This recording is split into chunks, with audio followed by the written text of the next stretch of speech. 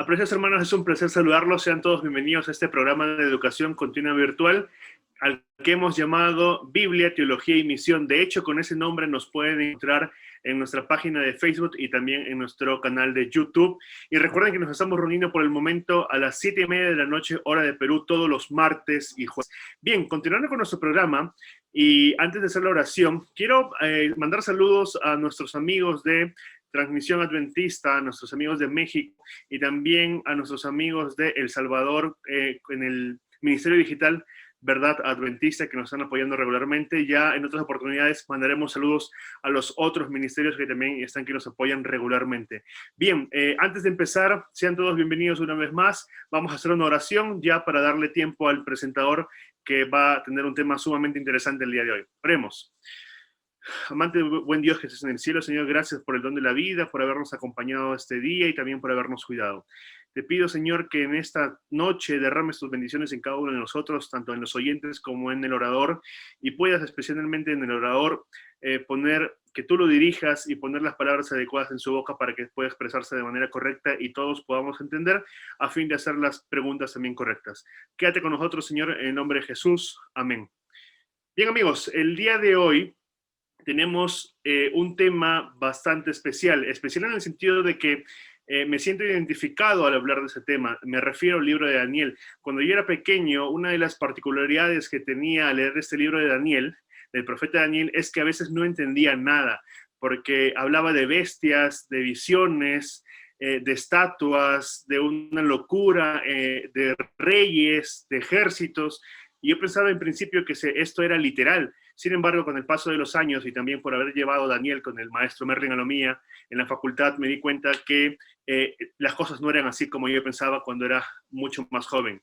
Entonces, el día de hoy va a estar con nosotros el pastor, doctor Carlos Elías Mora. Él es profesor de Antiguo Testamento en la Universidad o en el Seminario de Filipinas, AIAS, y él nos va a explicar hoy día cómo interpretar el libro de Daniel. Por supuesto, lo que se diga aquí simplemente es una introducción general, porque tendríamos que dedicar al menos una clase a cada libro, además de dedicarle unas clases previas. Así que, Carlos, gracias por habernos acompañado, gracias por habernos acompañado esta noche, por estar aquí con nosotros. El tiempo es tuyo, por favor. Adelante. Voy a compartir con ustedes el tema del día de hoy, que se titula Principios y reglas para interpretar las profecías de Daniel. Y antes de ir al tema de esos principios, esas ideas, yo quisiera recalcar la diferencia que existe en el texto bíblico y que los estudiosos la han dado a llamar la profecía clásica, que se refiere a todos los escritos proféticos que nosotros tenemos en el texto bíblico desde Isaías hasta Malaquías. Allí podríamos incluir a los profetas como orales, que no escribieron un texto, como Elías, Eliseo, Micaías y muchos otros que dejaron su texto, dejaron su ministerio registrado en el Antiguo Testamento. Esta profecía se caracteriza especialmente porque es local. Su cumplimiento, cuando hay una profecía, un anuncio de parte del profeta, es más para un cumplimiento corto en ese momento. Muchas veces esas profecías eran condicionales. Quiero decir con eso, dependían de la respuesta del oyente. Si aceptaba las profecías, no se cumplía, como en el caso clásico de Jonás, que él anunció, ellos se arrepintieron y lo que se anunció no se cumplió. Además, generalmente esta profecía está enfocada en tres temas. Uno es el arrepentimiento, al que el profeta llama al pueblo a que se convierta. El segundo es el tema conectado con el tema de el ataque al pecado, sobre todo la idolatría, que era algo básico en aquella época. Y además el otro tema, que es el tema mesiánico. Estos son lo que caracteriza la profecía clásica, y generalmente es escrita en un idioma entendible para las personas de la época. Usan mucho, eran expertos. Realmente cuando usted va a profecía, uno descubre que estos profetas eran realmente escritores brillantes, yo diría hasta merecedores de un Nobel de literatura, porque cuando leemos con calma el libro de Amós, por ejemplo, que me encanta ese libro, uno ve la genialidad del escritor. Lógicamente detrás de él está el Espíritu Santo, pero realmente que eran gente aparentemente muy sencilla, campesinos, pero que escribían de una manera muy especial. Ellos escribían con mucha metáfora, muchas figuras literarias para expresar sus mensajes, pero eran mensajes locales, escritos en un mensaje directo y claro. Como aquí está presentado, era un tema de un carácter predictivo corto, algunas son profecías de juicio, otras son de consuelo y esperanza, y ese era el tipo de profecía clásica. Mientras que la profecía apocalíptica pertenece al material predictivo dentro del texto bíblico del Antiguo Testamento. Apocalíptica viene porque es una revelación, es una palabra griega que viene de revelar. Y en este caso estamos hablando más que revela el futuro. No el futuro a corto plazo, como la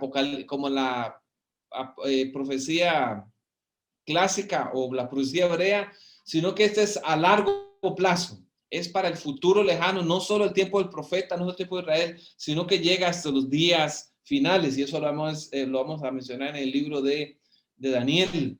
Es además las profecías en que la forma en que el profeta recibe la visión son únicas, son diferentes, generalmente en sueños, en visiones. Es muy común y esto se destaca en la intervención de seres angelicales en la explicación de la profecía. Y un libro también, llamémoslo así, proto-apocalíptico en el Antiguo Testamento, es el libro de Zacarías, en donde hay un ángel que guía al profeta y le va explicando al profeta lo que él está viendo. Generalmente son dados en tiempos de crisis o de prueba, como Daniel y Apocalipsis. Daniel estaba en el exilio, sufriendo allá, y Apocalipsis fue dada también en el exilio. El profeta se encontraba, Juan, el apóstol, se encontraba exiliado en la isla de Patmos.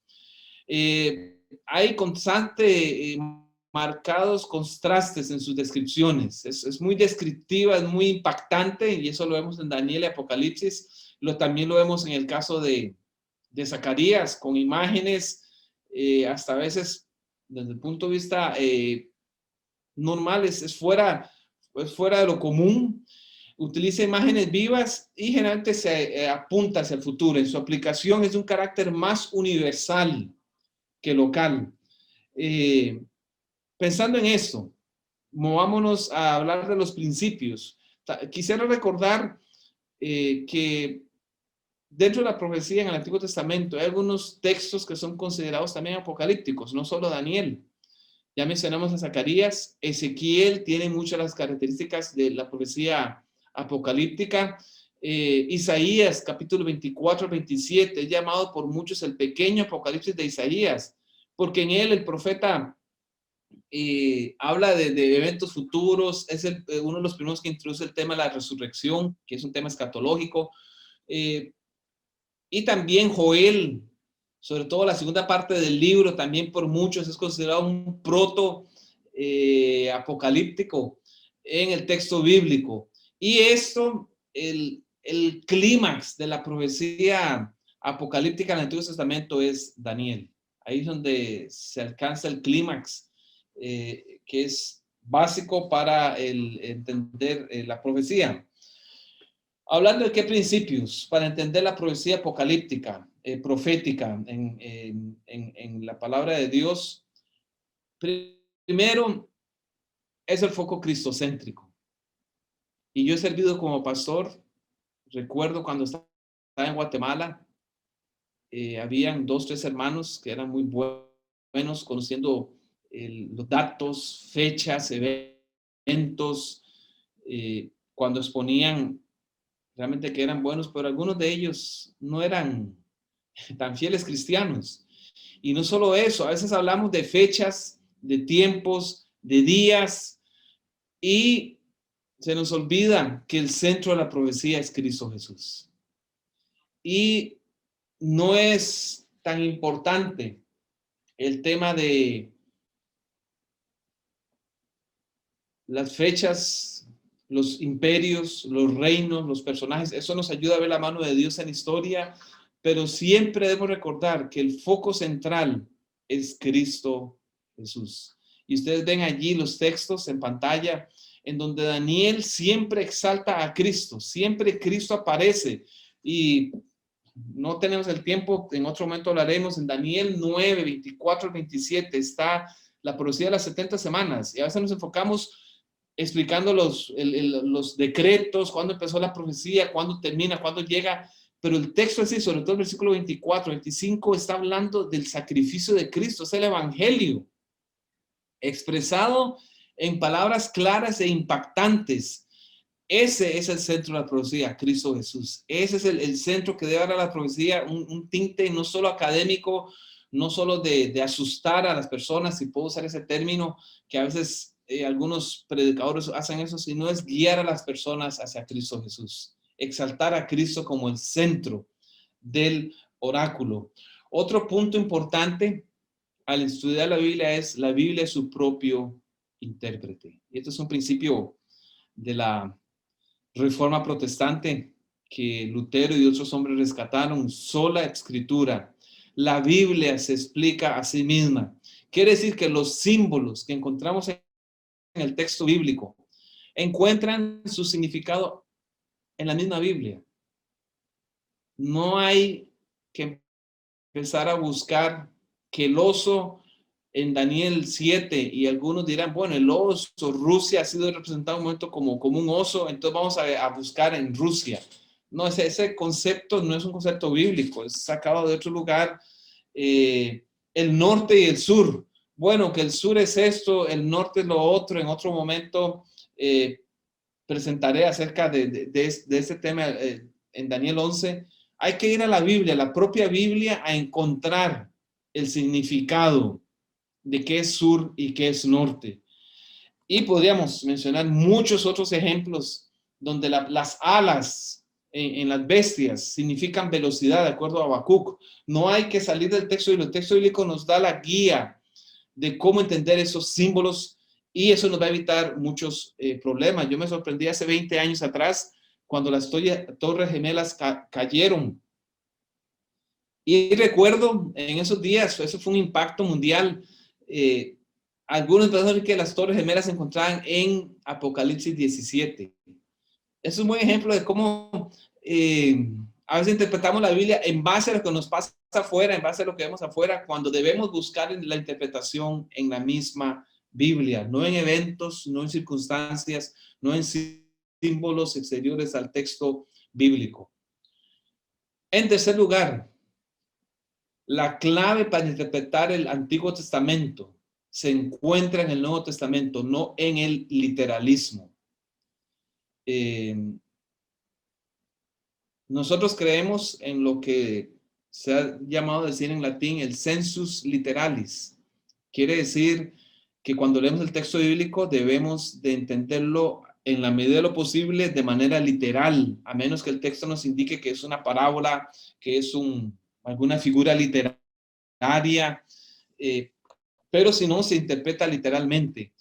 Desgraciadamente, algunos intérpretes van demasiado en el libro de Daniel a interpretarlo literalmente y solo toman el texto en lo que está allí escrito y no quieren hacerlo de una manera más, considerar el Nuevo Testamento. Y eso se da muchas veces en algunos críticos que toman el texto tan literal que solo ven el Daniel cumplido en esa época, en lo que trató de significar para Daniel. Inclusive para ellos es un libro escrito 4 siglos más tarde, en la época de los Macabeos, en el siglo II antes de Cristo. Y todo esto lleva a una confusión en la interpretación del texto. Un ejemplo, número 2 hay en la pantalla. Daniel 10, 4 al 6. Se describe un personaje.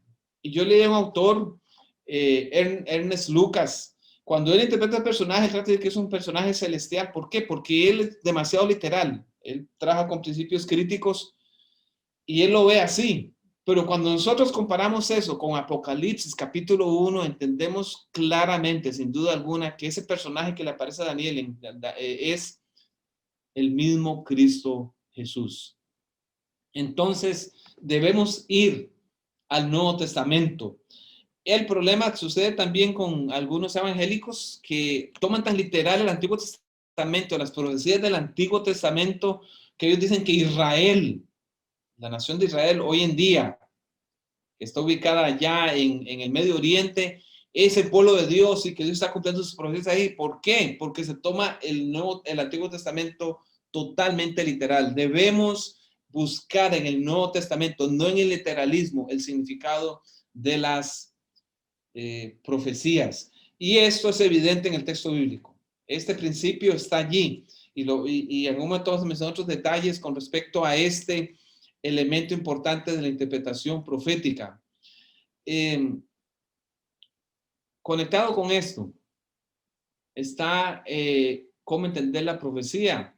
A veces nosotros nos enfocamos demasiado en la exégesis gramático-histórica, que es importante, que es la manera en que nosotros interpretamos el texto dentro de la iglesia y es lo que se exalta y promueve y es correcto, pero ese estudio del hebreo, del arameo, de otros términos, del contexto histórico, de la estructura literaria, da luz, ayuda a explicar el texto, pero no es suficiente. Es necesaria la exégesis teológica.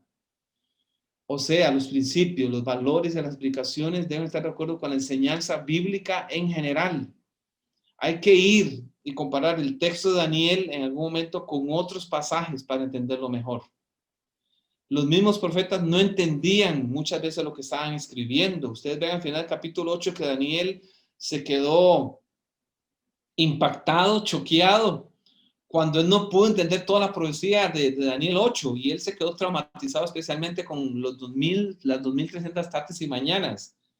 Ellos no comprendieron. Daniel llegó a enfermarse. ¿Qué significa esto? Bueno, viene una explicación adicional en el capítulo 9, pero eso significa que el texto tiene que buscar la luz que esos profetas no tuvieron. Nosotros tenemos la ventaja que ahora tenemos todo el cumplimiento de la historia, tenemos todo el Nuevo Testamento que nos ayuda a entender las profecías de Daniel, algo que Daniel no tenía en sus manos en ese momento. Aún así, él investigó profundamente y lo vemos. En el capítulo 9, versículos 1 y 2, Daniel está estudiando lo que dice Jeremías. Allí está, no es solo la comprensión del texto, es ir a los otros pasajes para entender. Daniel estaba estudiando la profecía de las 70 semanas para entender cómo esa profecía calzaba con las 2300 tardes y mañanas. También tenemos el uso de la tipología. O sea, el Nuevo Testamento establece que existe una conexión divinamente preestablecida entre tipo y antitipo. El tipo es un símbolo, un personaje, puede ser un personaje, puede ser un evento, puede ser una institución como el santuario, como el tabernáculo, un personaje como Ciro o un evento como la conquista de Babilonia, un personaje como Moisés, y él en su vida refleja muchos detalles que encuentran su contraparte en un antitipo como lo es Cristo Jesús.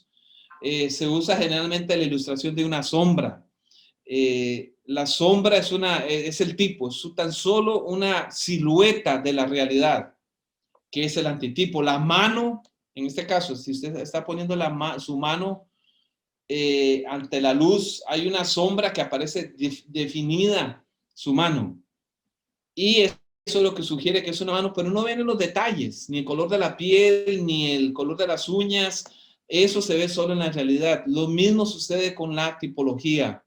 Este método fue usado por Jesús, usado por Pablo. Y también hay que usar muchas veces este pasaje para entender las profecías del Antiguo Testamento y las profecías de Daniel, ese tipo de tipología que es importante. También hay que recordar la idea de promesa, cumplimiento. El Nuevo Testamento proclama el cumplimiento cristológico de las promesas hechas a Israel. Este hecho implica tanto la confirmación como el desarrollo progresivo de las promesas del Antiguo Testamento en Cristo Jesús. Consecuentemente, el Antiguo Testamento permanece como el libro de la esperanza, el libro de las promesas para la iglesia cristiana. Por ellos usaban esos libros como su texto de adoración en la iglesia y de estudio personal, de parte de los apóstoles, de parte de la iglesia primitiva. Pero el cumplimiento se encuentra en el Nuevo Testamento.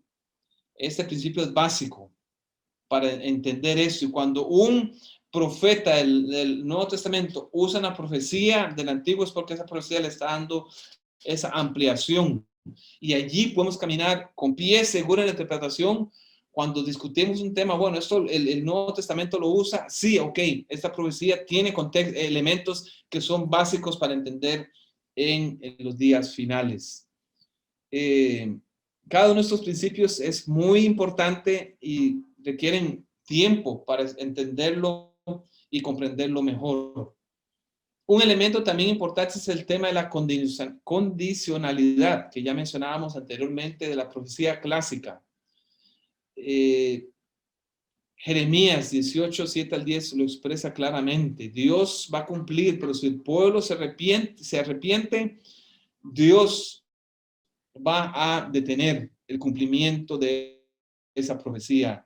Levítico 26, Deuteronomio 28 al 30, donde se encuentran las bendiciones y maldiciones. Eso estaba supeditado a la respuesta del pueblo de Dios. Si el pueblo obedecía, vendrían las bendiciones. Si no obedecía, vendrían las maldiciones.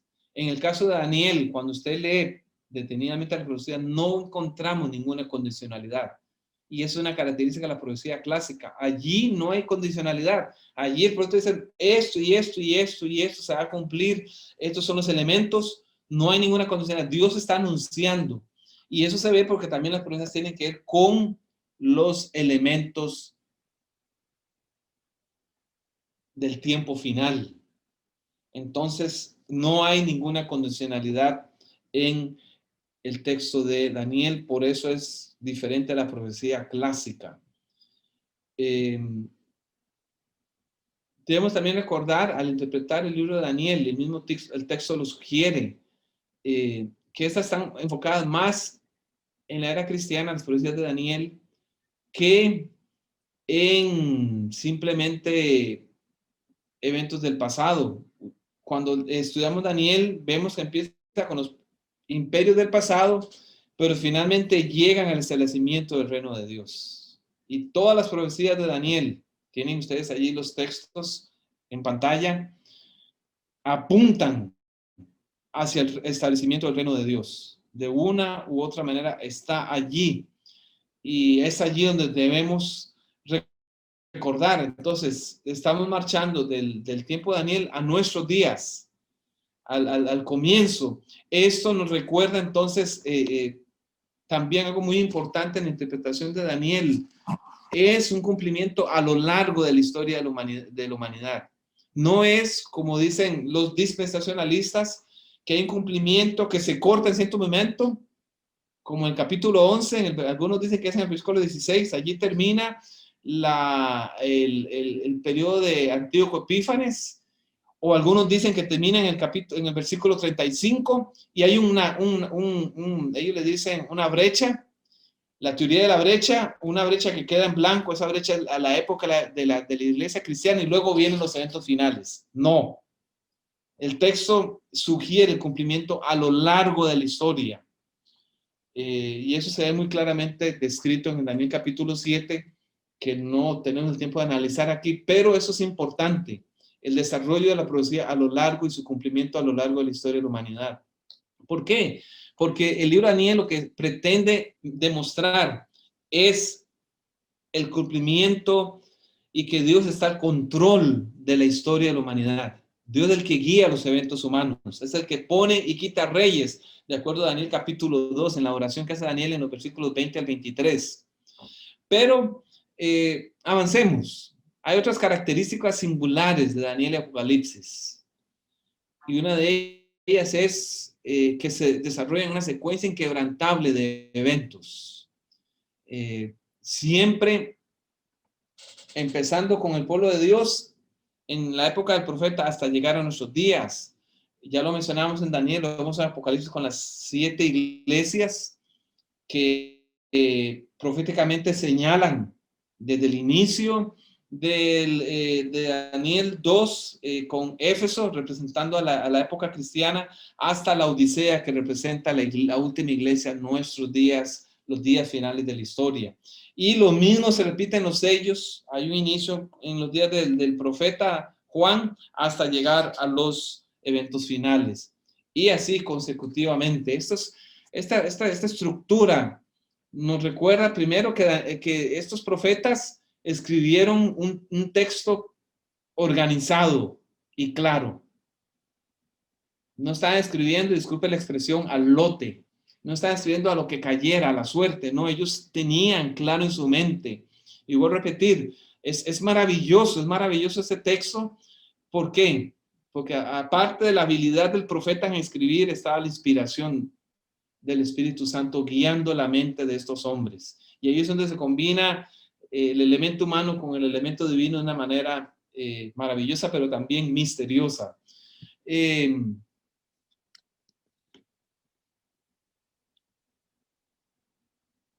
foco, o debería tal vez la palabra más correcta sería el trasfondo de estas series proféticas es el conflicto entre Cristo y Satanás.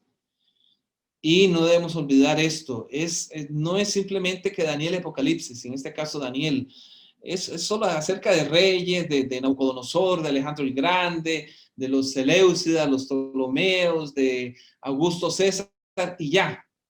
No, y no solo acerca del papado durante la Edad Media, en los días finales, no. Hay detrás de todo eso, más que un interés político e histórico, hay un problema espiritual. Y no podemos perder de vista ese trasfondo espiritual que el mismo libro sugiere. En Daniel, el capítulo 10 es un capítulo maravilloso de cómo se presenta esa lucha entre Cristo y Satanás, que sería bueno estudiarla en algún otro momento. Es básico también que cada serie muestra una repetición, como lo mencionábamos, de la profecía anterior. Daniel 2 es detallado y ampliado en el capítulo 7, solo más adelante en el 8 y finalmente en la sección del 10 al 12. Un elemento básico y fundamental es que con Cristo inician los días finales, no el tiempo del fin. Ese inicia, de acuerdo a Daniel 11:40, inicia en 1798. Inician los tiempos escatológicos. Hebreos lo dice, Hechos 2, Pablo, en estos posteriores días, dice Pedro en su sermón de Pentecostés, en estos posteriores días, con él inician los posteriores días. ¿Por qué es importante esto? Hebreos 1 y 2 también lo recalcan. Porque quiere decir que a partir de la cruz, a partir de ese momento, todo el simbolismo literal, significado literal del texto, en un texto como Daniel 11, se universaliza, se espiritualiza, por decirlo en otras palabras, siendo cuidadoso con la forma de expresarlo, para no ser malentendido. Y todos los personajes y aspectos geográficos que se mencionan en el texto ahora toman un sentido universal. Quiere decir que si antes de la cruz el norte y el sur eran en relación con Palestina, en el norte Antioquía, Mesopotamia y en el sur Egipto, ahora esos símbolos ya no son más literales, ahora se universalizan. Este principio es importantísimo para entender el mensaje bíblico. En la era cristiana, como consecuencia, los elementos geográficos y locales se universalizan. Quiere decir que los lugares geográficos, por ejemplo, en Daniel 11, como Quitín, Edom, Moab, Egipto, Libia, Etiopía, ya no tienen un significado literal, y no hay que ir ahorita al África actual para entender si es Etiopía y Libia los que están cumpliendo la profecía. No hay que ir a Egipto, no hay que ir a Edom y Moab y Amón, porque de hecho, esos pueblos o los hijos de Amón ya no existen más. Lo que hay allí es Jordania. Y no podemos decir que Jordán es el cumplimiento de la profecía. Es importante, entonces, tener ese cuidado de no caer en una interpretación demasiado literal, como mencionábamos, evitar el literalismo y entender que es una profecía ahora apuntando a los tiempos finales, a los tiempos escatológicos. Pero avancemos. Como ustedes ven, hay mucho que decir en poco tiempo. Y cada uno de estos principios debería tomarnos más tiempo. Espero que en su momento ustedes reciban una copia de este artículo que he escrito al respecto. Dice la elección de la iglesia cristiana como pueblo de Dios. O sea, el pueblo judío como nación. Nótese que lo enfatizo como nación, no como personas. Perdieron el privilegio de ser pueblo de Dios, depositario de la verdad. Y Cristo lo señaló, Mateo 21, Pablo lo señaló, lo enseñó.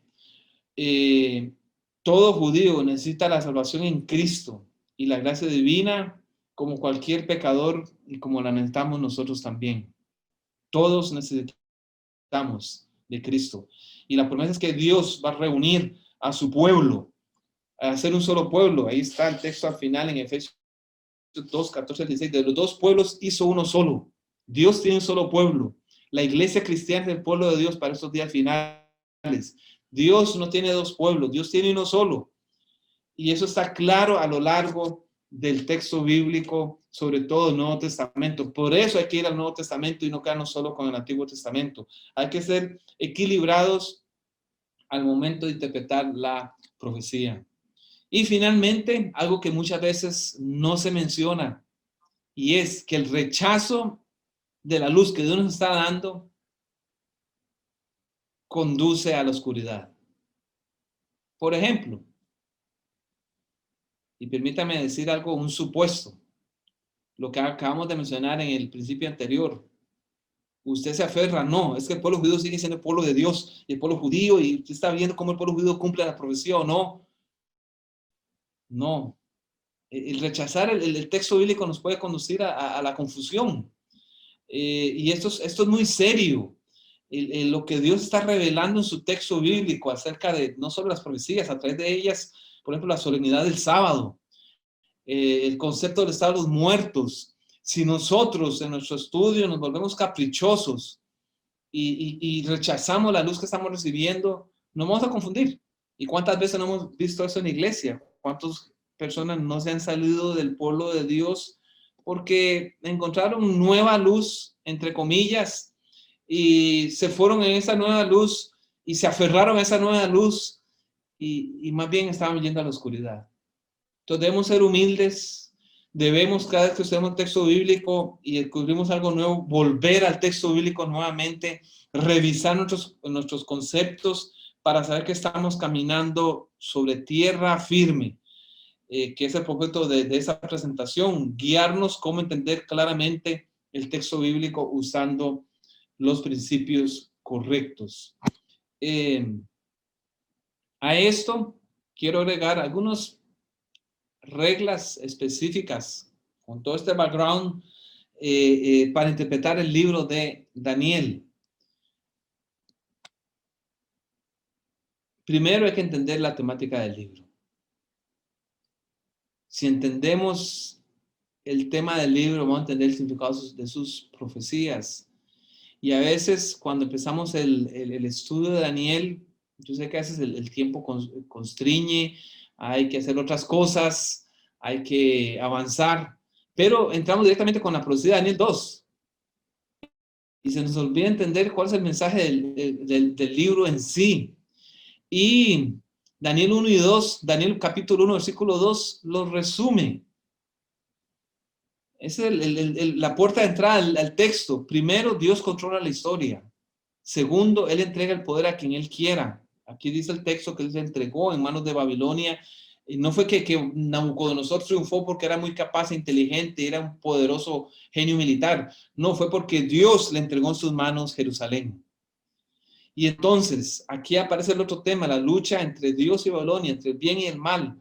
El papel que juega Babilonia, que luego Apocalipsis va a desarrollar de manera extensa y la va a conectar con las profecías de Daniel precisamente. Aquí es donde empieza todo ese entretejido entre los dos libros que nos presentan un cuadro hermoso de todo el desarrollo histórico y escatológico en Daniel y Apocalipsis.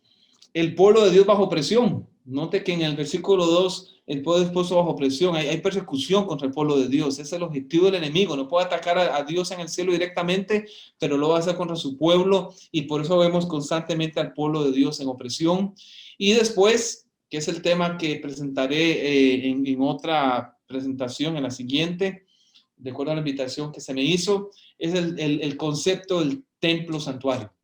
El concepto del santuario en Daniel, que es un tema básico allí en Daniel. Esos son los principios que nos deben guiar en el estudio de Daniel al entender el texto bíblico. La oración de Daniel 2, 20 al 23, también muchas veces la saltamos. Es una plegaria increíble, hermosa, bien elaborada, inspiradora. Y en esa plegaria, Él da los secretos. Dios es el que muda los tiempos y las realidades. Es el segundo, es el que quita y pone reyes. Tercero, es el que da la sabiduría a los sabios y ciencia a los entendidos. Quiere decir, amigo, amiga, hermano, hermana, que está escuchando esta presentación, hay que pedir sabiduría de Dios. No es algo que viene simplemente de un estudio, de un libro o de un título que tengamos, sino que la comprensión del texto bíblico tiene que venir en primer lugar del Espíritu Santo. Lógicamente el estudio profundo, lógicamente una maestría, un doctorado nos van a ayudar mucho a entender mejor, pero la sabiduría es Dios quien la entrega. Él revela lo profundo y lo escondido. Él conoce lo que está en tinieblas y con él mora la luz. O sea, Dios es un Dios que da a conocer la verdad. Hay elementos, y aquí es otro estudio que me encantaría hacer en Daniel, y es el tema de las narrativas de Daniel. No están allí por casualidad, no fueron agregadas simplemente otra vez. Cuando Daniel escribió esto, amigos, amigas, no era que lo estaba haciendo simplemente, voy a pegar estas historias porque me sobraron y para no gastar la tinta la voy a poner allí. Voy a ponerlas porque son muy bonitas. No, todas esas historias están conectadas con el mensaje profético que viene más adelante. Por dar un simple ejemplo, el capítulo 1, el pueblo de Dios es llevado cautivo a Babilonia. Y eso es un tema escatológico. Ahí ustedes ven a 4 muchachos en la corte babilónica haciendo una luz.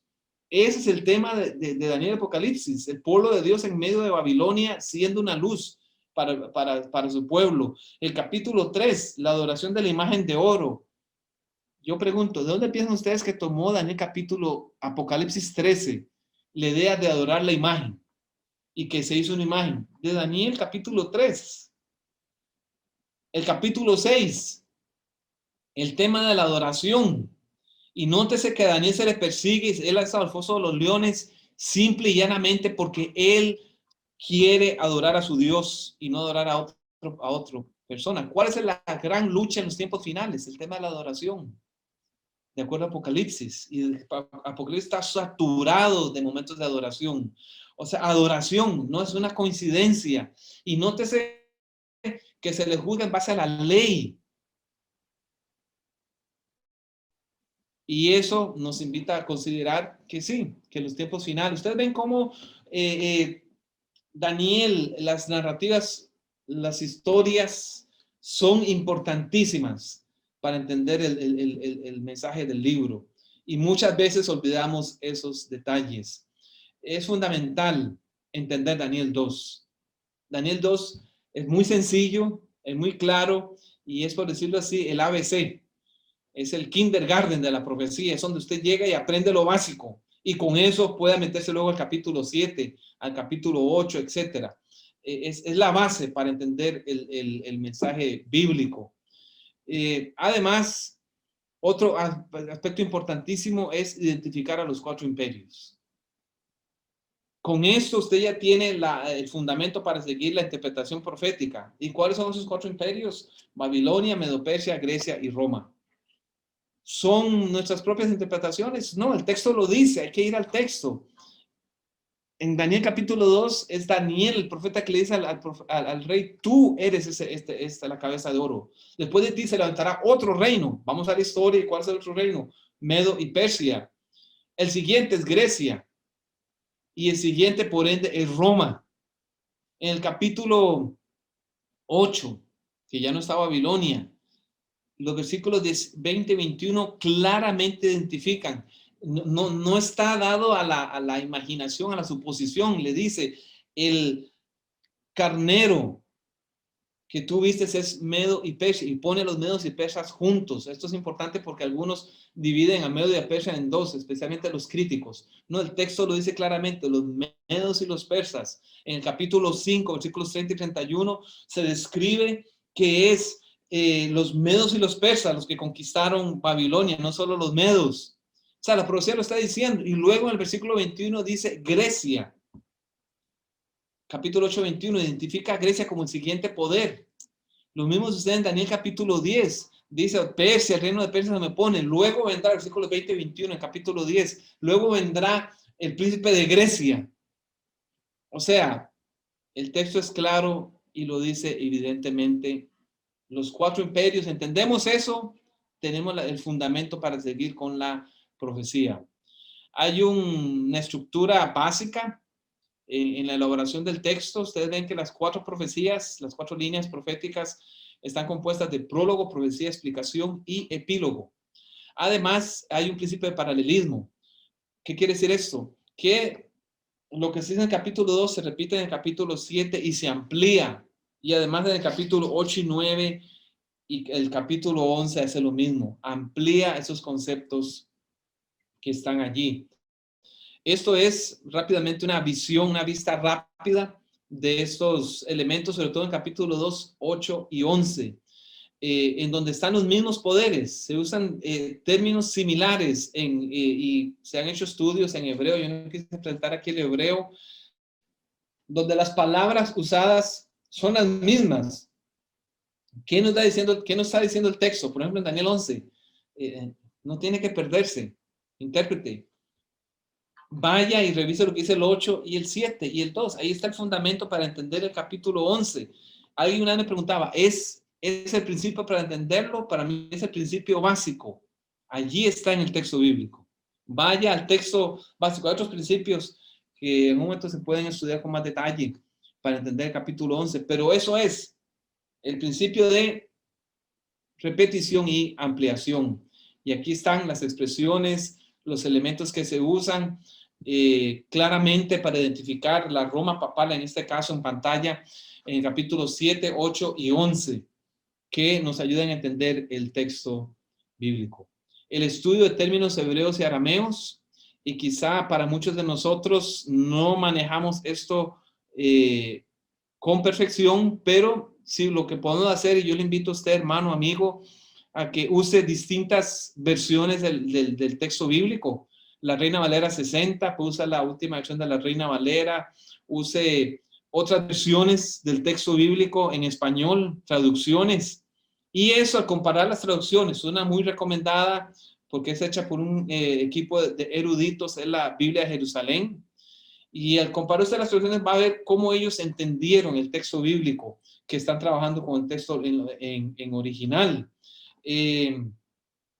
Finalmente, hay estructuras literarias en el texto bíblico que en ese momento, como es una introducción general, no vamos a ver en detalle, pero el hacer la estructura del pasaje ayuda mucho. Es una cosa que siempre le doy a mis estudiantes. Cuando tomen un texto bíblico, no solo Daniel, cualquier texto bíblico, una carta de Pablo, un profeta menor, el libro de Levíticos, el pasaje que estudiar, haga un bosquejo de ese pasaje. Eso nos va a ayudar a entender claramente las divisiones del pasaje, la secuencia, la lógica que el autor está haciendo.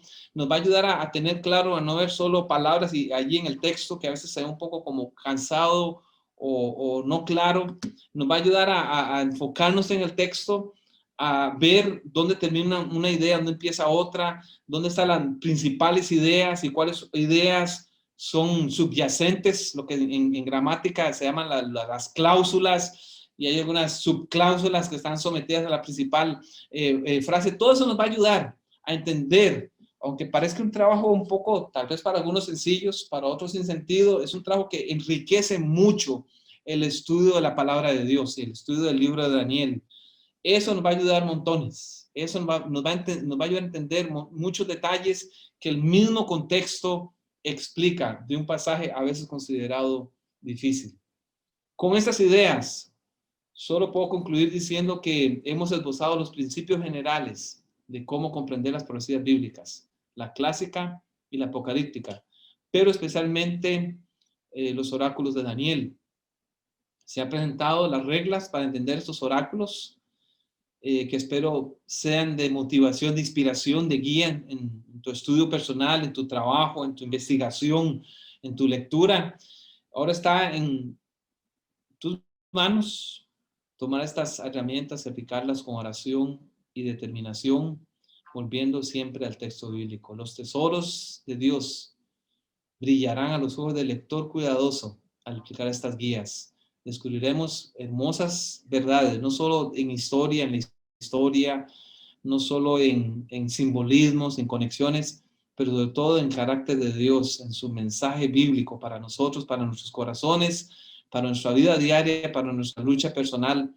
Hay principios, hay tesoros allí escondidos en el libro de Daniel y en el resto de las Escrituras. Muchas gracias. Bien, hermanos, estamos agradecidos con Carlos por la presentación de esta noche.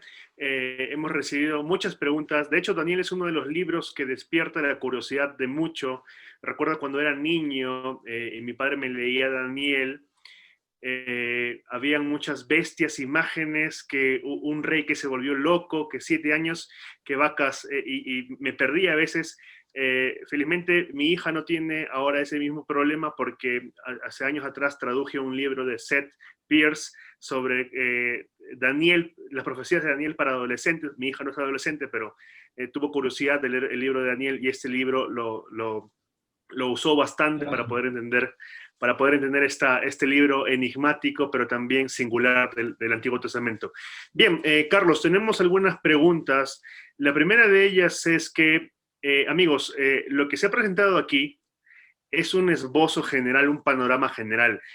Si nosotros quisiéramos estudiar Daniel, tendríamos que de repente dedicarle 12 o 13 clases, una clase por capítulo, porque se puede decir mucho. Y como decía Carlos, él ha escrito un artículo donde presenta con mayor detalle, y esperamos que se publique pronto para que puedan llegar a más personas y puedan ser bendecidos.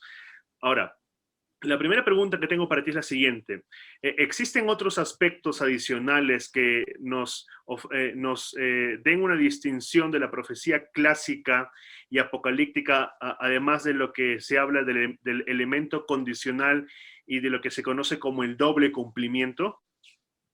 Sí, como mencionamos, Joel, encontramos allí, cuando comparamos los profetas clásicos hebreos con Daniel, en este caso, encontramos que ellos usan más un lenguaje más entendible, de amonestación a la gente, de invitación, usan ilustraciones para amonestar a su pueblo, mientras que Daniel usa símbolos, alas, animales, cuernos, que cuestan interpretarlos, cuesta darles. Además,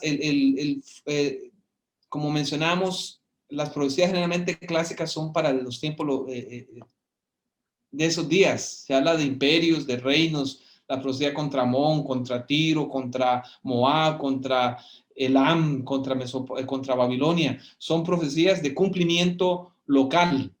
Mientras que en Daniel, lógicamente, por ejemplo, en Daniel 8:15 dice que esta profecía es para el tiempo del fin y en los tiempos finales. O sea, se ve que la aplicación es totalmente diferente. Podemos también agregar el focus. Ustedes ven que el focus de los profetas era más de un llamado al arrepentimiento al pueblo, de una amonestación debido a la idolatría. Sí, ellos en algún momento, algunos profetas dan también profecías hacia el futuro, hacia la venida del Mesías, hacia la manifestación del poder de Dios, pero siempre lo hacen en el contexto local. Mientras que Daniel, como señalábamos, él empieza a desarrollar a través de la historia y llega hasta los días finales. Entonces es totalmente diferente el focus. El focus de Daniel no está directamente a invitar a la gente a que se arrepienta, al pueblo de Dios, a invitar que haya un cambio de corazón. No es presentar los eventos que se van a desarrollar a través de la historia. Ok, gracias por la respuesta. Aquí tengo otra pregunta bastante interesante. ¿Puede darse el caso que dentro de la profecía apocalíptica existan elementos propios de la profecía clásica? Por ejemplo, Daniel 4 habla de 7 tiempos para referirse a Nabucodonosor. Estos tiempos deberían entenderse como un tiempo simbólico o un tiempo literal. Sí, un principio básico que tal vez mencionamos así de pasada es estudiar el contexto. Y esto procede en el capítulo 4, donde se anuncia que él va a pasar 7 tiempos. Hay que entenderla en ese contexto histórico. Fue dada una profecía que era relacionada con el reino de Nabucodonosor, que él se volvería loco, tendría una especie de enfermedad que algunos médicos han identificado como boantropía.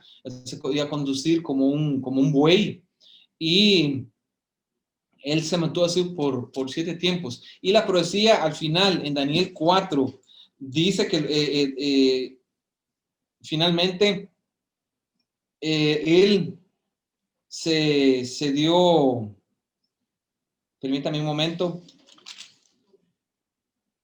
más al fin del tiempo yo no conozco, alcé mis ojos al cielo y mi razón me fue de vuelta. O sea, el texto mismo en el 4:34 está diciendo que la profecía se cumplió allí mismo. Al final del tiempo, de esos 7 años, el texto diciendo, Nabucodonosor se recuperó la razón. Quiere decir, esta profecía se cumplió allí mismo. No hay ninguna indicación en el texto, en todo el capítulo 4, que diga que para el tiempo del fin o algo así. ¿Cómo entender los tiempos? Bueno, eso es un detalle más que hay que ir con más calma, pero sí, el tiempo en el texto bíblico representa años. En este caso son literales, pues es una profecía literal que se cumplió literalmente en Nabucodonosor, y lógicamente no pueden ser años proféticos, porque serían unos 2520 años, cosa que Nabucodonosor obviamente nunca vivió. Entonces, la evidencia del texto en sí sugiere que el cumplimiento es local y no, digamos así, apocalíptico o escatológico. Gracias. De hecho, amigos, para los que nos oyen, hay un libro que para Interamérica sería Textos Controversiales. El Instituto de Investigación Bíblica Responde, editado por Gerhard Vandal. Aquí sería Interpretando las Escrituras, Preguntas y Respuestas Bíblicas. Con aquí me refiero a Sudamérica. Y Gerhard Vandal escribe justamente un artículo enfocado a responder esta pregunta. Gracias, Carlos, una vez más. Tenemos otra pregunta aquí. Ahora vayamos a Daniel 5. Es una profecía, por supuesto, que se enfoca en Belsasar y la caída de Babilonia, Babilonia literal.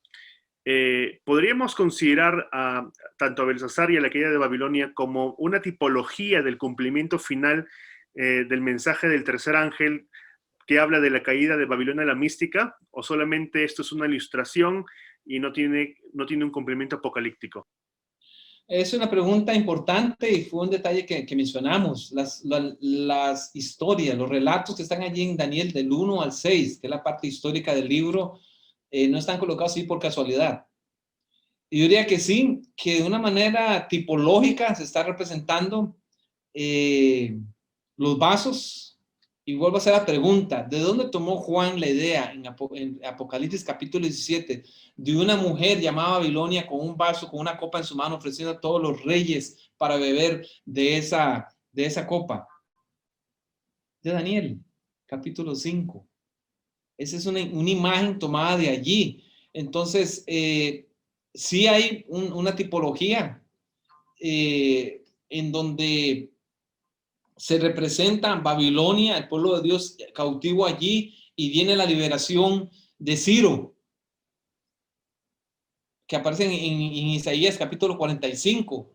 Ahora, me pregunto nuevamente, ¿de dónde tomó Apocalipsis capítulo 16 la venida de los reyes del oriente para liberar a su pueblo y la queda de Babilonia? Daniel capítulo 5. Y de la historia, de los eventos históricos.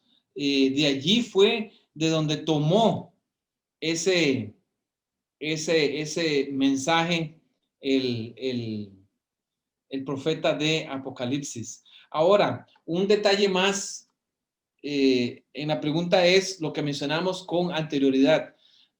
Al hacer este tipo de tipología debemos ser cuidadosos.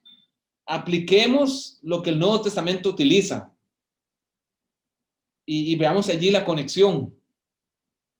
Pero no empezamos a decir que cada detalle del relato de Daniel 5 en este caso es conectado con y buscar cada detalle un simbolismo, un significado. Bueno, ¿qué significa la reina madre? ¿Qué significan ¿Qué significan los 1000 invitados? ¿Qué significan las mesas? Eso ya sería caer en alegoría. Entonces, para evitar ese peligro, vayamos a lo que el texto en el Nuevo Testamento aplica. Entonces, ahí sí podemos hacer la tipología con confianza. Gracias. Gracias una vez más. Carlos, en tu presentación tú mencionas que la Biblia es su propio intérprete, que hay que comparar un pasaje con otro pasaje, tanto el Antiguo como el Nuevo Testamento, e incluso en el proceso de hacer exégesis, cuando vamos a palabras o expresiones clave, la vemos primero en su contexto inmediato, en el capítulo, luego mediato en todo el libro, y después vemos en su contexto general, que sería en toda la Biblia. ¿Y qué hay de la literatura extrabíblica? ¿Cuál es su papel de la literatura extrabíblica? ¿Esta debería imponerse por encima del significado del texto bíblico o sería al revés? No, sería al revés, definitivamente. Nosotros creemos en sola escritura, en toda escritura, y entonces solo la Biblia. La Biblia la que sabe explicar. Los textos extrabíblicos, sobre todo lo que conocido como la pseudoepígrafa, todos esos textos escritos durante el periodo intertestamentario, nos pueden ayudar a encontrar el significado de una palabra, cómo ellos la entendían, cómo se usó en aquella época, y ese estudio nos puede dar una luz de entender el texto en esa época, el uso de unas palabras, el uso de ciertas costumbres, pero definitivamente el uso de esos textos no puede estar sobre la Biblia. La Biblia es por sí mismo su propio intérprete. Ahora, Carlos, ¿qué pasaría si, enfocarnos en el texto bíblico, es posible que una figura literaria simbólica pueda tener más de un significado? ¿Cómo saber que, por ejemplo, la cabeza de oro solamente significa o representaba a Nabucodonosor, a Babilonia, y no a otras entidades, ¿no? Como, por ejemplo, ver al león de Apocalipsis, que representa tanto a Cristo, pero también pareciese que representa a Satanás, como dicen algunos comentaristas en la actualidad. ¿Cómo saber si el símbolo o la interpretación de tal símbolo representa a uno o más, y si la interpretación de tal símbolo es... Yo creo que para evitar ese tipo de problemas tenemos que, o de posible confusión, es mantenernos siempre en primer lugar en el contexto. Entonces, Daniel 7 se presenta un león con alas. Bueno, el contexto es ese, representa Babilonia. No está hablando de Cristo Jesús en ese momento, no puedo decir que ese león, o sea, sería, si yo digo, porque en Apocalipsis 4 se llama el león, o a 5, el león de Judá, y entonces va a decir que estamos haciendo una aplicación fuera de contexto, cada pasaje está en contexto distinto, Daniel 7 y Apocalipsis 5. Entonces, no podemos hacer ahí. Con respecto, entonces, en el capítulo 4 y 5 de Apocalipsis, ese león Y gracias por ese ejemplo. El león allí está en el contexto de la adoración en el santuario celestial, es, digámoslo así, es otro león. En el contexto del santuario celestial están representados los 3 miembros de la Trinidad, están todos los ángeles adorando, están los 24 ancianos. Ese es Cristo Jesús. Y no solo porque dice el león de Judá, sino por el cordero inmolado, etcétera. Todas las indicaciones es Cristo Jesús. En ese caso específico, león es Jesús. Luego, en el capítulo 13, cuando se describe la bestia que surge del mar, se describe con las características de las bestias del capítulo 7 de Daniel, que tenía pies de león, las piernas del león, los distintos elementos, el oso, el leopardo aparecen allí en Daniel capítulo 3. Ok, en este caso, que es una bestia que habla contra Dios y que está luchando, el texto mismo, el contexto nos está diciendo que está luchando contra Dios, que persigue al pueblo de Dios, que en este caso, esa bestia específica sí representa a Satanás. Entonces hay que ir al contexto. Como decía ese famoso y antiguo, desde que yo entré a la iglesia, años atrás, no me pregunte cuántos, decía, un texto fuera de contexto es puro pretexto. Entonces el texto, el contexto del pasaje nos va a guiar a entender claramente lo que el mensaje está diciendo. Gracias. Tengo 2 últimas preguntas aquí. Dime, Carlos, ¿has leído el libro de Jacques Ducan sobre Daniel 11? El último he leído parte general, sí, del libro. No lo he leído así con detalle, le soy honesto. Ok. La pregunta está enfocada más que todo en Daniel 8. Nosotros, por historia y como lo has presentado ahora, creemos que los imperios son representados de la siguiente manera: Babilonia, Medo-Persia, Grecia y Roma, los 4 principales. Y después, por supuesto, viene Cristo. Pero Roma se divide en 2, la Roma pagana imperial y la Roma papal. Jacques Ducan propone que al no estar Roma de manera explícita en Daniel 8, sino de manera implícita, nosotros deberíamos considerar al cuerno pequeño, no que sale de Daniel 7, por supuesto, porque el hecho de que esté Roma de manera implícita en Daniel 8 no implica que el cuerno pequeño salga de Daniel 7. Jacques Ducan dice que el cuerno pequeño debe representar entonces al rey del norte, pero debe representar solamente al rey del norte en su fase papal, no en la fase de Roma pagana, a pesar de que sí reconoce que está presente explícitamente en Daniel 7. ¿Tú qué opinas de esta nueva perspectiva, por así llamarlo? Vea, yo diría que sinceramente, eso implícita, explícita, yo no estoy de acuerdo. ¿Por qué? Porque cuando nosotros vemos las características del cuerno pequeño, es cierto, ahí ellos están juntos, ahí es una doble persecución. Las mismas características que se cumplen en el papado, las cumplió Roma, que persiguió al príncipe de los ejércitos, crucificó a Jesús, que persiguió al pueblo de Dios, persiguió a los judíos, mató a los judíos, luego persiguió a los cristianos, que profanó el santuario. Sí, Roma literal destruyó Jerusalén, destruyó el templo y trajo esa que la Biblia llama, en ese contexto Jesús lo hace también, la abominación desoladora. O sea, no está Roma pagana, la Roma imperial no está implícita, está explícitamente presentada en el capítulo 8. Entonces, yo creo que hay que primero en este hay que tener cuidado de decir que Roma no está. Sí está, porque ellos dos en esa profecía, diría yo, marchan paralelamente, aunque el enfoque principal está hacia la Roma papal, porque se habla en los versículos 10 al 12 de un ataque vertical. Pero en cierta medida, la Roma pagana también persiguió al pueblo de Dios, mató a Cristo Jesús, etc. Entonces, yo no lo veo así. El rey del norte sí representa a la Roma papal, pero el texto de Daniel 11 da otras razones para hacer esa aplicación. Lógicamente es una continuación del capítulo 8, Y el de Daniel 11 amplía esas ideas, en eso estamos de acuerdo, muchos comentadores, y es evidente que Daniel 9 al 12 es como una extensión de la explicación de la profecía del capítulo 8. Pero en el capítulo 11 se dan algunos elementos para descubrir quién es el rey del norte, y uno de ellos es lo que mencionábamos, el concepto de norte. Norte en la Biblia representa el lugar de Dios, es el punto cardinal de Dios, y a veces también el este, donde viene los reyes del oriente.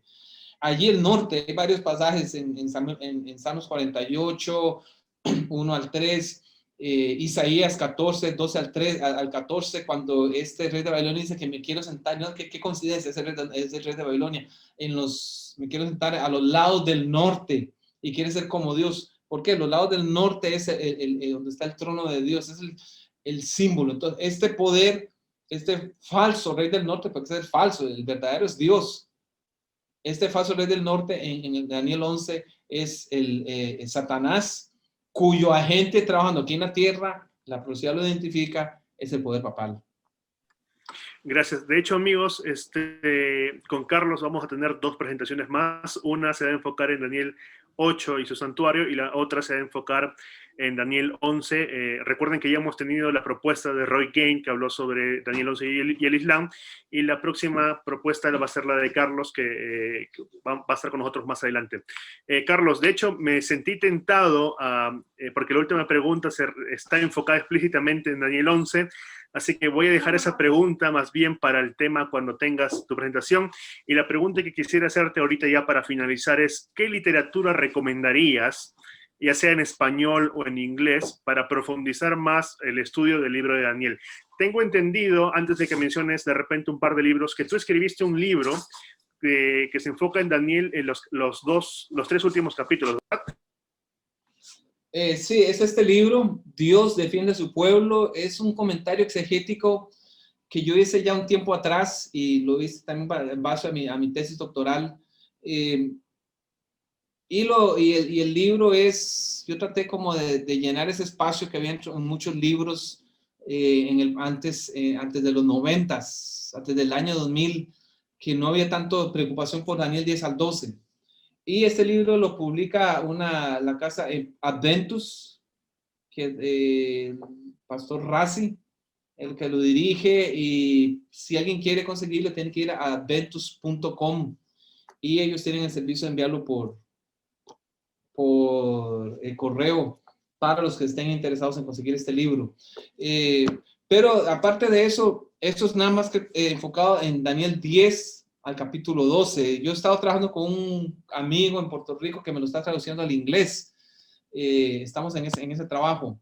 Pero de literatura, yo creo que Maxwell, algunos dirán que ya está un poco antiguo ese libro, pero la interpretación no es antigua. El conocimiento no se anticúa. Maxwell, Mervyn Maxwell, Dios, God Cares Us, es un buen material. Los dos libros de Duncan, Las llaves del secreto, algo así, es que yo lo tengo por en inglés. También Duncan, me parece también en un momento Stefanovich, Svatko, pero el trabajo que hace Svatko es más exegético, no va mucho la interpretación, y yo lamento que en nuestra iglesia estamos perdiendo mucho ese concepto de interpretación histórica.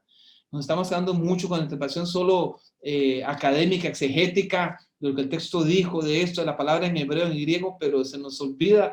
Y yo creo que es el péndulo, que en un momento estuvo aquí y ahora se mueve más de otro lado, es buscar ese equilibrio entre el trabajo exegético de investigación y también la aplicación histórica.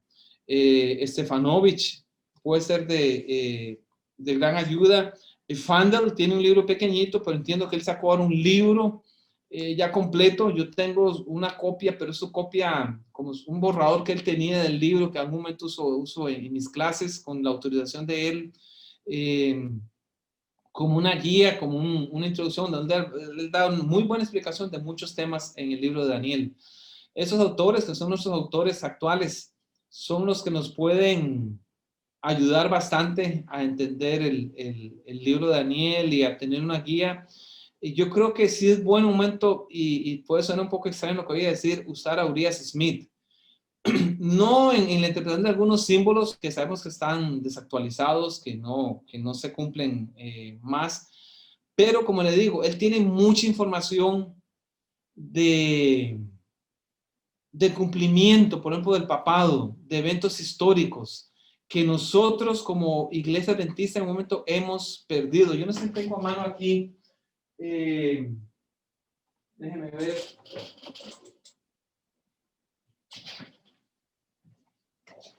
Por ejemplo, este libro de Alberto Treyer, que donde él analiza los sellos de las trompetas. Tal vez algunos no van a estar de acuerdo con unas ideas que él da con respecto a la visión del capítulo 4, pero él dedica aquí casi 100 páginas a analizar lo que significó la persecución que hizo la Iglesia Católica, el papado contra los hijos, contra el pueblo de Dios. Y yo creo que esos temas nosotros los hemos perdido de vista, nos hemos perdido. Y entonces, bueno, ¿será que la Iglesia Católica, como he escuchado a algunos, es tan solo el poder persecutor? No, es que lo que ellos hicieron, y aquí hay un montón de evidencias históricas. Entonces yo creo que ese punto no tenemos que perderlo de vista, y es la aplicación histórica, que es tan importante para nosotros como pueblo adventista, porque creemos en una interpretación historicista, porque creemos que Dios actúa en la historia, y que el problema del conflicto está aquí en este planeta. Entonces sí, esos son los autores que recomendaría. Gracias, Carlos. De hecho, si me permiten agregar un par más, aquí en Perú tenemos al doctor Merlin Alomía, que hasta hace poco estuvo enseñando Daniel y Pentateuco, y él escribió 2 libros de Daniel, 2 libros bastante grandes, de hecho. Creo que ahí lo tienes, Carlos. Sí, es cierto, y es un buen material, conservador, con una visión más y básico para cualquiera que quiera estudiar el libro de Daniel. Sí, yo podría recomendar esos libros, lo hemos usado en clase con él. También recomendaría, otro libro que recomendaría sería el de William Shea, A Reader's Guide, que A Reader's Guide, perdón, que se tradujo al español como una guía para el estudioso. Y con respecto al libro de Gerhard Fandel que mencionaba Carlos, el BRI, es el Instituto de Investigación Bíblica, debe estar publicando este año un libro de texto de Gerhard que se enfoca en el libro de Daniel, que esperamos que sea IATPA o ACES que lo puedan traducir al español, también para que alcance a la hermandad hispana de esta zona, ¿no? Carlos, gracias por tu presentación, hemos aprendido mucho. Recuerden, amigos, que esto ha sido simplemente un panorama general. Pueden leer sus artículos de Carlos que ha publicado en Dabar Logos, por ejemplo, y que, bueno, vamos a tener otras presentaciones con él más adelante que ya detallaremos a tiempo. Antes de terminar, amigos, y ya de despedirnos, no sé, Carlos, si quieres decir unas palabras finales ya para hacer la oración y poder ya despedirnos del programa. Gracias por la atención a este tema, no a mi persona, es la palabra de Dios la que hemos expuesto, y invitarlos a no hacer esa investigación, como mencioné en un momento, no solo por un aspecto de conocer, de saber fechas históricas, eventos, pero también de saber, de conocer a Dios, porque hay hermosas promesas, hay una gran fuerza espiritual cuando leemos la palabra de Dios, y entre ellos el libro de Daniel. Así es. Gracias, Carlos, por recordarnos esto y recordarnos sobre todo que, si bien es cierto, las fechas pueden ser importantes, lo más importante que las fechas es el mismo Cristo, ¿no? El que está, que engloba el mensaje, no solamente de Daniel, sino también de toda la Biblia. Así es, bien, correcto. de repente, Carlos, ¿quieres hacer la oración final ya para despedirnos? Oramos. Gracias te damos, Señor, por este día que nos has dado. Gracias por tus bendiciones, y permítenos entender, tener un corazón abierto, humilde, para entender tu palabra, para escuchar ideas, pero sobre todo para investigar por nosotros mismos. Guíanos a aplicar sus principios que hemos estudiado con tu poder. Lo pedimos todo en Cristo Jesús. Amén. Amén. Bien, amigos, hemos llegado al final. Gracias por habernos acompañado. Recuerden que nos pueden seguir en Facebook y en YouTube como Biblia, Teología y Misión. Y recuerden que también para completar Daniel, va a estar con nosotros Eke Harmüller una vez más para hablarnos de cómo interpretar el libro de Apocalipsis. Ha sido un placer estar con ustedes. Carlos, muchas gracias. Hasta luego. Bendiciones. Bendiciones. Chao.